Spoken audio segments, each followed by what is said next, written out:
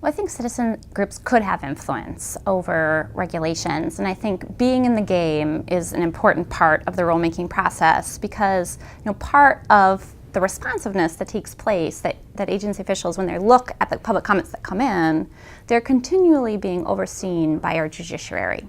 So the courts play a very important role in rulemaking. It's probably not so clear when you just think about this linear rulemaking process, but the courts are continually overseeing this process.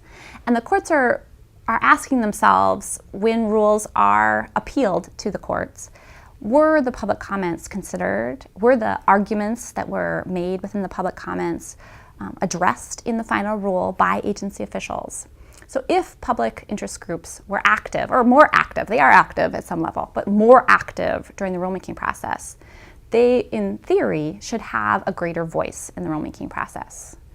I think I'll add one caveat, though, and that's that it can be quite expensive to participate in the rulemaking process. And one of the reasons why it's expensive is that agency officials are very much looking for information, technical studies, data, that helps them make decisions about public policy choices.